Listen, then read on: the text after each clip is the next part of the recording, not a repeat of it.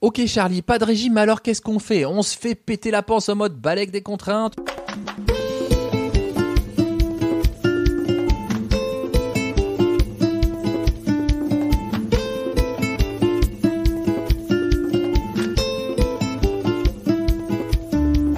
Bonjour, bonsoir à toutes et à tous, c'est Charles Brumeau, diététicien. Je suis ravi, mais il n'y a même pas de mots pour dire tellement je suis ravi de vous retrouver pour ce nouvel épisode de Dans la Poire, le podcast pour mieux manger.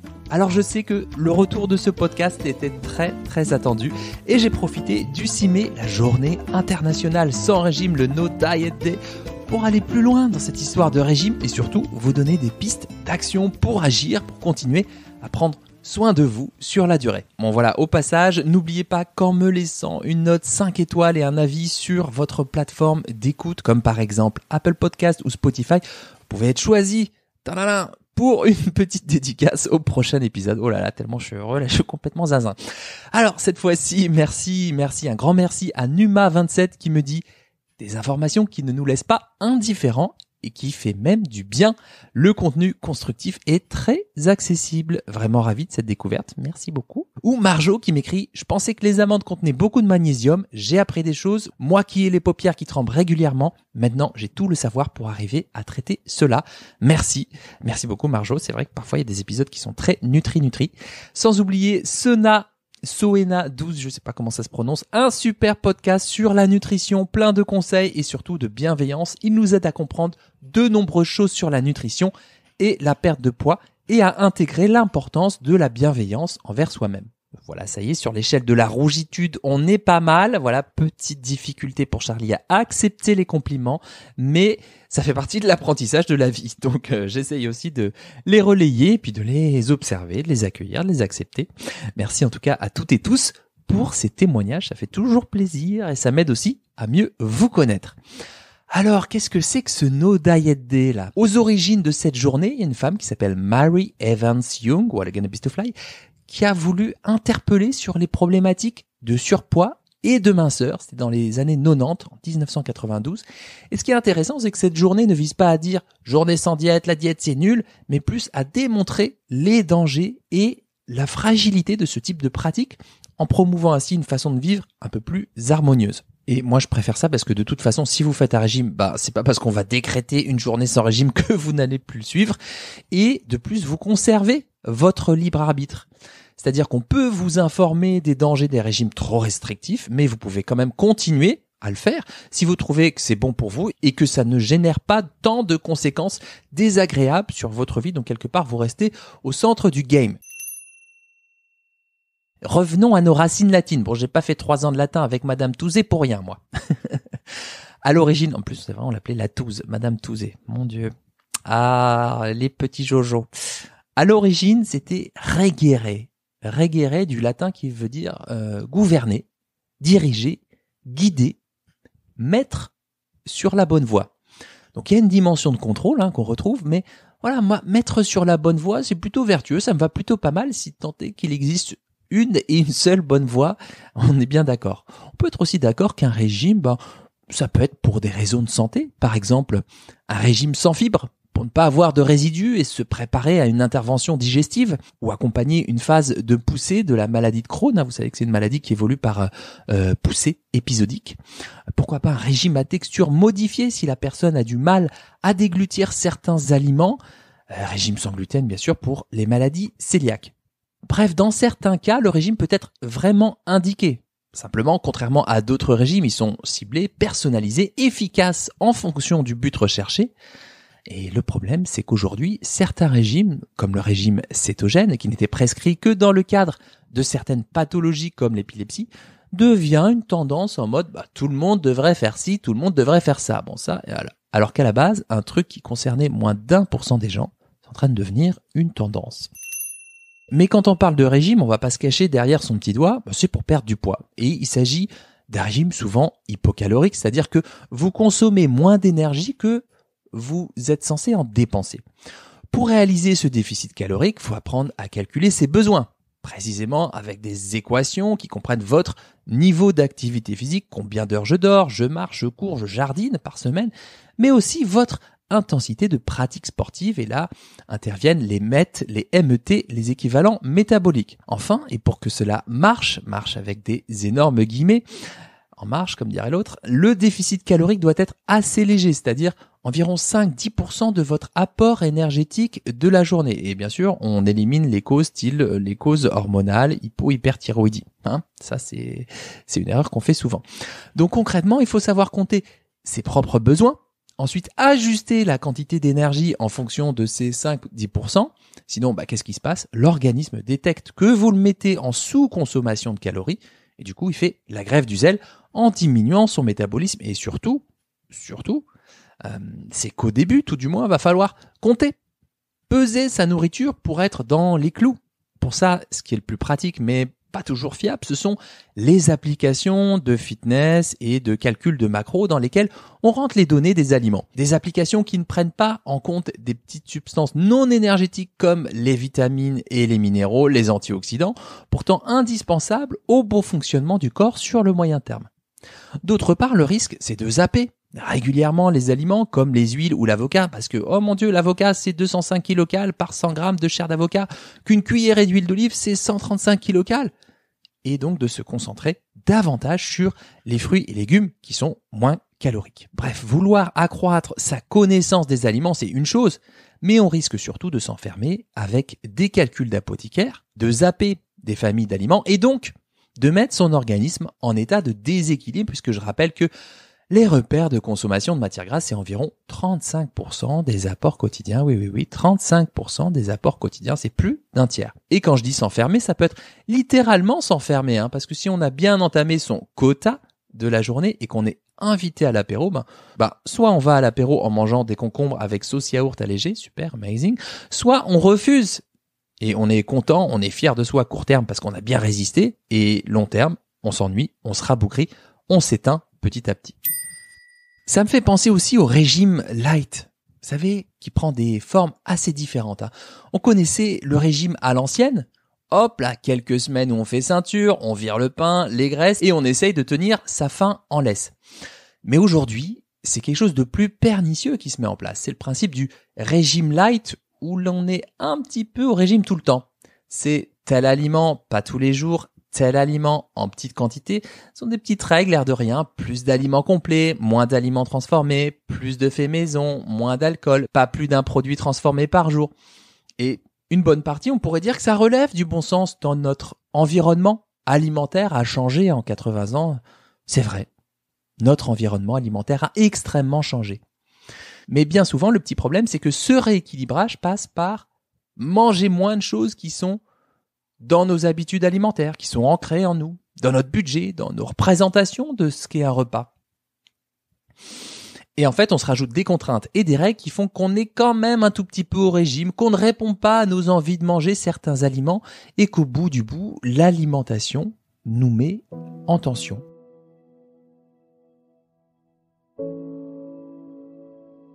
L'alimentation nous met en tension.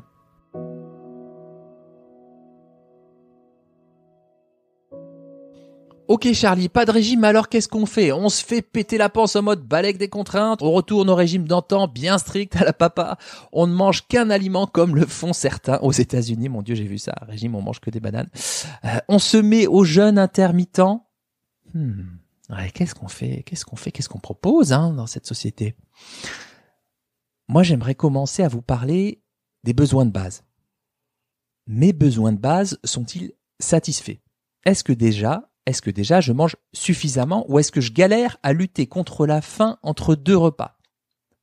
Si vous mangez avec impulsivité le soir, il se peut tout simplement que l'organisme soit en dette d'énergie et vous indique des aliments énergétiques pour combler ce déficit en mode chips, pain, fromage. C'est que le corps est en rupture homéostasique énergétique. Donc déjà, est-ce que je mange suffisamment ? Suffisamment, c'est un terme que vous allez entendre régulièrement. Est-ce que je dors suffisamment en qualité et quantité ? Est-ce que je suis crevé quand je suis dans mon lit et que je galère à mettre en route la journée ? Si c'est le cas, est-ce que je m'expose à la lumière du jour en début de journée ? Est-ce que je fais du sport intense tard le soir ? Combien de temps je scrolle sur les médias sociaux avec la petite lumière bleue qui bloque la synthèse de mélatonine, hormone inductrice du sommeil ?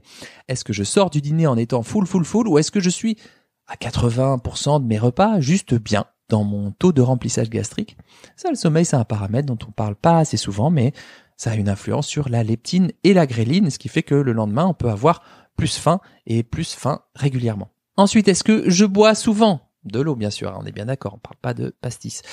Paramètre souvent ignoré auprès de 90% de mes patientes selon un sondage réalisé à l'Institut du Doigt Mouillé. C'est j'y pense pas, j'aime pas le goût, j'y arrive pas, alors que l'eau c'est environ 65% du poids de nos cellules et la déshydratation, je vous en ai déjà parlé, c'est un des facteurs qui augmente l'impulsivité à manger.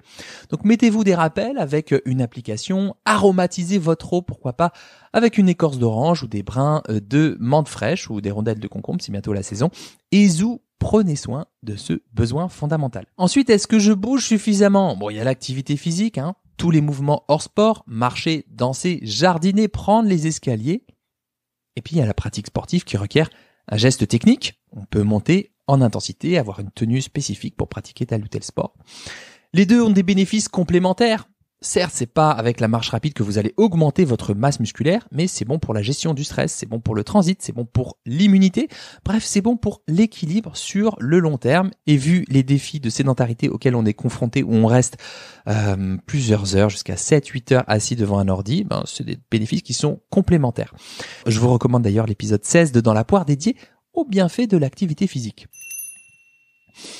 Ensuite, est-ce que je nourris suffisamment mon microbiote intestinal ? Microbiote intestinal, c'est l'infiniment vaste et l'infiniment petit. C'est un truc qui pèse un peu moins de 2 kilos et le microbiote intestinal ou la flore intestinale, ça correspond à l'ensemble des bactéries, champignons et autres micro-organismes hébergés par le tube digestif. Cet ensemble est présent dans l'estomac, dans l'intestin grêle et surtout dans le côlon. 10 milliards à 10 000 milliards de bactéries dans le côlon. Amazing. Il abrite 4 grandes familles de bactéries. Et pour faire simple, un microbiote qui est peu diversifié, avec un ratio de certaines bactéries qui prédominent, est souvent associé à un risque de diabète, surpoids ou d'obésité accrue. Pour nourrir cette alpha-diversité, privilégiez une alimentation à dominante végétale, riche en fruits et légumes, surtout miser sur la variété, donc ça veut dire pas toujours les mêmes fruits, pas toujours les mêmes légumes. Choisir des aliments riches en fibres fermentescibles et en amidons résistants qui vont nourrir les bactéries présentes dans l'intestin. On les trouve dans l'artichaut, les topinambours, le son de blé, l'asperge, tout ce qui est les bulbes, poireaux, oignons, ail, échalotes. L'amidon résistant se trouve aussi dans les flocons d'avoine, le pain aux céréales, les lentilles cuites puis refroidies, le riz blanc ou brun cuit ou les pommes de terre cuites et refroidies en mode petite salade de pommes de terre, harengs et ciboulettes. L'apport optimal, c'est à peu près 5 grammes par jour de fibres fermentescibles. C'est l'équivalent, pour éviter de compter, de la moitié d'un artichaut ou d'une pomme de terre cuite ou une portion de lentilles vertes cuites. Consommez 1 à 2 fois par semaine des acides gras polyinsaturés d'origine animale, les fameux oméga 3 que l'on retrouve dans les petits poissons gras. Consommer des aliments lacto-fermentés, ce sont des aliments qui ont subi une transformation sous l'action d'un ferment, une sorte d'affinage comme le kéfir, kombucha, miso, les olives noires, choucroute, pickles, pain au levain, yaourt, fromage. Et ces probiotiques naturels consommés régulièrement favorisent l'équilibre et la diversité de la flore intestinale. Tiens, je remarque que moi aussi je suis en train de dicter des règles en mode privilégié, consommer plus de choisir. Marrant, je me prends à mon propre piège. Bon, petite nuance quand même, tout est écrit à l'infinitif et pas à l'impératif. D'autre part, et c'est vrai pour tout ce que vous entendrez avec moi, il s'agit plutôt de repères que de règles. Un repère, c'est comme une bouée qui délimite la zone des baigneurs. On se baigne souvent dans la zone, parfois on va au-delà parce qu'on a envie, parce qu'il y a moins de monde, puis on revient vers la bouée. Voilà, l'idée c'est d'aller vers, de tendre vers, plutôt que de vouloir coller à tout prix à une règle stricte. Comme ça, on se garde un peu de flexibilité. Mais oui, pour nourrir le microbiote, les carottes râpées, c'est plus intéressant que les Ferrero Rocher.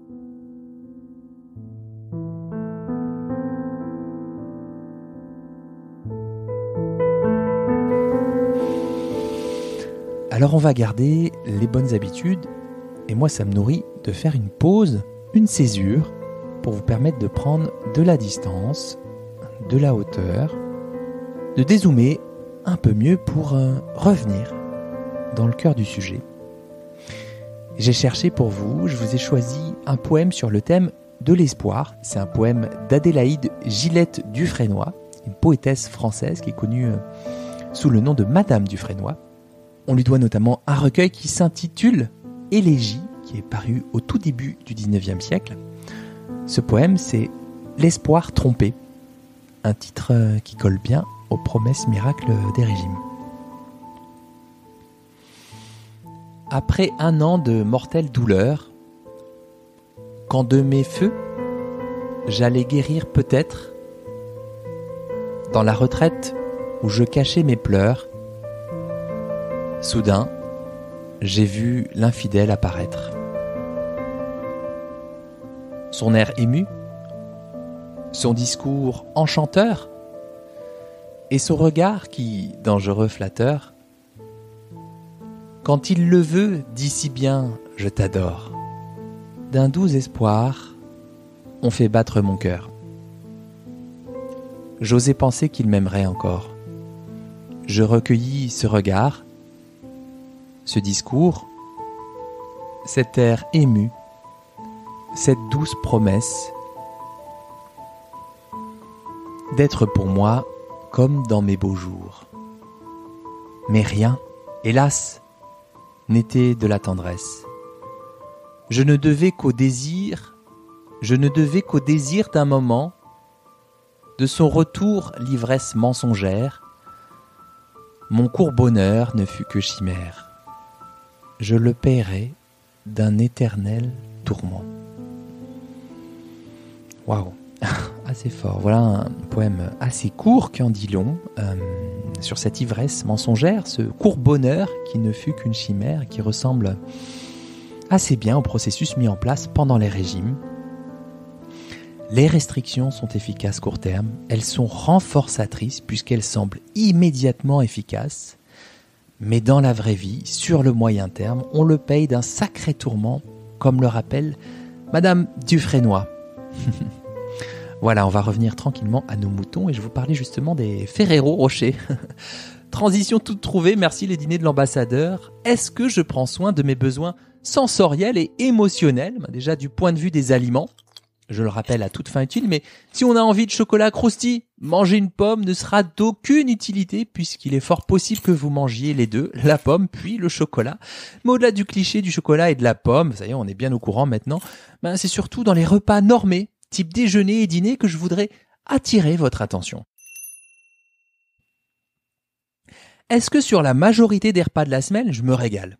Et se régaler ? Tiens, ça peut se mesurer. Par exemple, petit exo, vous prenez tous vos déjeuners du lundi au vendredi, vous les benchmarkez, oui, j'ai dit ce terme, vous les benchmarkez sur 3 notes, de 1 à 10, 10 étant le climax, la note maximale. Hop, quelle note je mets à ce repas sur le plaisir visuel ? Donc est-ce que l'aspect est plaisant ? Combien il y a de couleurs ? Sur le plaisir olfactif, lorsque je renifle ma première bouchée, qu'est-ce qui se passe en moi ? Et bien sûr sur le plaisir gustatif, qu'est-ce qui se passe en bouche ? Miam ! Quelle saveur me frappe le palais en premier ? Est-ce que c'est différent de ce que j'attendais ? En quoi c'est différent du goût que j'attendais ? Est-ce que c'est assez fondant, salé, sucré, croquant, craquant ? Et tout cela, c'est extrêmement important pour plusieurs raisons. D'abord pour le rassasiement, qui est directement lié à la chute du plaisir en bouche, la chute du plaisir gustatif. Parce qu'un repas en mode blanc de poulet haricots verts sans sauce, ça sera moins facile d'être cueilli par ce rassasiement. Ensuite, parce que le plaisir, s'il n'est pas présent au repas, on va aller le chercher ailleurs, en mode je fais mon repas de devoir, en mode super healthy, je fais gaffe à tout, et ensuite, j'ai bien le droit à une petite récompense. Et c'est pas la récompense le problème. Le problème, c'est de décorréler le plaisir et la santé. Le truc bon pour les cellules et bon pour les papilles. C'est comme s'il fallait choisir entre je me fais plaisir et c'est bon pour ma santé. Et ça, c'est dommage parce que mine de rien, on a ce rendez-vous avec la nourriture 2 à 4 fois par jour tout au long de notre vie. Tout au long de notre vie. Tout au long de notre vie. C'est des dizaines et des dizaines de milliers de repas. Donc manger uniquement par devoir, puis uniquement par envie, en séparant bien les deux, je vous avoue que je trouve ça triste. Donc pour résumer, c'est porter son attention, plutôt que faire attention, porter son attention sur les textures qui nous font envie, qui nous permettent de nous régaler avant de passer à table. Et si vous savez pas, commencez déjà par, tiens, je voudrais du chaud ou du froid. Qu'est-ce qui m'irait là avec la météo, le temps que j'ai pour manger, mon degré de stress ? Enfin, un petit mot sur comment je nourris ma vie autrement que par l'alimentation. Bah oui, c'est bien un diététicien qui vous parle. Je me permets parce que moi je constate auprès de mes patientes, c'est qu'elles sont souvent coincées dans un cycle de bouffe où la nourriture a pris la place centrale dans les plaisirs de la journée. C'est pas mal en soi, bien sûr, et c'est pas l'épicurien que je suis qui va vous dire le contraire. Simplement, ce sont des personnes qui se sont laissées glisser. Je m'explique. Si je caricature un peu, quand la vie est devenue métro, boulot, dodo, voire Netflix, quand la vie est devenue métro, boulot, Netflix, dodo, on trace, parfois on a des enfants, le rythme est très soutenu et la nourriture joue le rôle de réconfort. Et on est bien d'accord que les chips ou du chocolat ou un bon plat de pâtes, c'est la vie, c'est réconfortant, ça fait du bien, tout simplement. J'attire juste votre attention sur cette question. Est-ce qu'un de mes seuls plaisirs véritables de la journée, c'est uniquement la nourriture ? Quand est-ce que c'était la dernière fois que j'ai ri de bon cœur ? Genre vraiment un rire franc là, qui est déclenché là comme ça, qui fait du bien. Est-ce que je lis régulièrement des écrits qui me nourrissent, qui enrichissent ma vision du monde, de la société, de la vie ? Est-ce que je fais rentrer le beau dans ma vie ? Ok, il y a les expos photos, bien sûr, mais il y a aussi le coucher de soleil un peu rosé, un peu orangé qui se couche derrière un immeuble, pourquoi pas, quand on est en mode urbain. Quand est-ce que c'était la dernière fois que je me suis permis de prendre 10 minutes pour le contempler ? Mes interactions sociales, comment ça se passe ? Est-ce que je vois ou est-ce que je parle assez aux gens que j'aime et qui me font du bien ? C'est le soin de soi. Est-ce que je me dis souvent, tiens, j'attends les vacances pour prendre soin de moi, là j'aurai vraiment le temps, Ou non, est-ce que j'arrive à prendre 3, 4, 5, 7 minutes par jour pour me faire un petit geste pour ma peau, pour se masser, pour respirer tranquille dans mon canapé ? Quand est-ce que c'était la dernière fois que je me suis laissé absorber par une tâche qui me passionnait vraiment, Quand il y a du soleil, est-ce que je prends 20 minutes pour choper des rayons et éprouver la sensation du soleil sur ma peau ? Bon, là, c'est moi qui parle, je suis un peu team lézard, je vous avoue. Bref, chaque jour, est-ce que je fais quelque chose d'un peu égoïste, un peu pour moi ? Formation de diète comportementale, Florian Saffer, qui est diététicien et spécialiste de ces questions, il nous demande, c'était quand la dernière fois que vous avez fait quelque chose pour votre petite gueule ? Rien que pour votre petite gueule. J'aime bien quand il dit cette expression. La formule est un peu provoque, mais elle a le mérite d'être claire et d'interpeller. Je vous en parle parce que, trop souvent, on pense que la régulation du comportement alimentaire, c'est le contenu de l'assiette et comment je le mange. En 5 minutes, 15 minutes, qualité de présence au repas, etc. Et pour partie, c'est vrai. C'est important. Mais lorsqu'on ne nourrit pas sa vie autrement, également autrement, l'alimentation peut prendre une place vraiment démesurée. Alors oui, la nourriture, elle répond à nos besoins et à nos envies. Et oui, on est super chanceux pour la majorité d'entre nous de vivre dans une société d'abondance. Simplement, si l'alpha et l'oméga de votre plaisir quotidien, c'est uniquement la nourriture, là aussi, on peut s'enfermer dans des cycles peu vertueux sur le moyen terme. Qu'on se comprenne bien, j'ai pas dit que la nourriture réconfortante c'était jamais à faire ou que ça avait un coût caché. Je dis simplement qu'élargir ses sources de nourriture, au sens large du terme, c'est plus équilibrant sur la durée. La bouffe c'est bien, le reste c'est bien aussi. Et ce faisant petit à petit, on élargit sa focale d'attention. Au lieu d'être uniquement préoccupé par le contenu de l'assiette, ou la tentative de manger en pleine conscience, le repas devient un parmi. Une source de vie parmi les autres de la journée. C'est un des trucs qui relance mon élan de vitalité. Et là, c'est quand même différent de « ma bouffe, c'est mon seul kiff, faut surtout pas me l'enlever ». Moi, je cherche pas du tout à vous l'enlever, bien au contraire, mais à l'inclure dans quelque chose de plus vaste et pourquoi pas, soyons fous, d'aussi nourrissant. Voilà pour cet épisode, ce retour de Dans la Poire, un retour qui ne se voulait pas anti-régime, mais plutôt pas de côté par rapport au régime, ne serait-ce que déjà pour observer ce qu'ils nous font faire, ces petits loupiaux. Ravi de vous avoir retrouvé, j'essaierai d'être plus constant désormais parce que prendre le micro et vous accompagner pendant votre marche, votre run ou votre moment de cuisine ou de solitude choisie, ça m'a beaucoup manqué. Voilà, je vous embrasse bien fort, j'espère que cet épisode vous aura fait tilt. On peut en discuter sur les réseaux sociaux, n'hésitez pas à me dire ce que vous avez pensé de cet épisode sur Apple Podcast ou sur Spotify ou tout simplement à le partager autour de vous parce que ça m'encourage, ça me fait toujours plaisir de vous lire, ça me fait chaud au cœur. Quant à moi, je vous dis à très vite pour le SAV de l'alimentation tous les mardis soirs et surtout, bon appétit de vivre.